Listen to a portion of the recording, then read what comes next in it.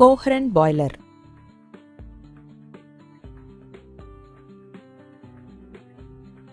Coherent boiler செயல்படும் விதம் பற்றி பார்ப்போம்.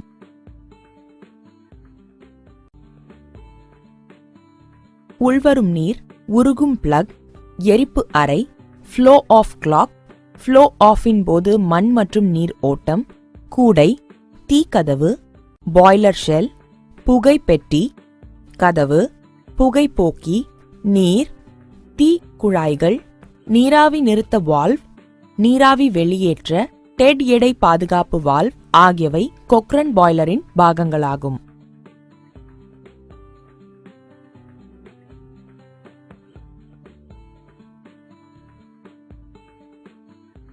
தீக்கதவு வழியாக நிலக்கரியானது கிரேடிற்கு அனுப்பப்படுகிறது.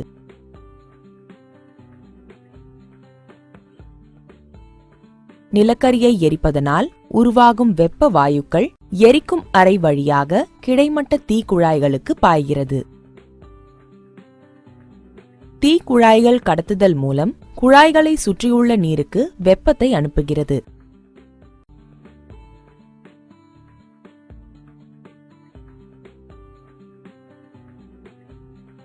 இறுதியாக உருவாக்கப்பட்ட நீராவியானது ஆன்டி பிரைமிங் வழியாக பாய்ந்து வெளியேறுகிறது.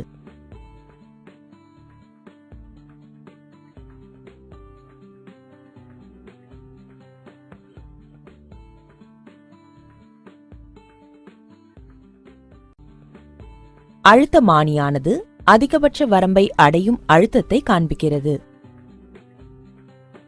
டெட் எடை பாதுகாப்பு வால்வ் மூலம் அதிகப்படியான அழுத்தம் வெளியிடப்படுகிறது.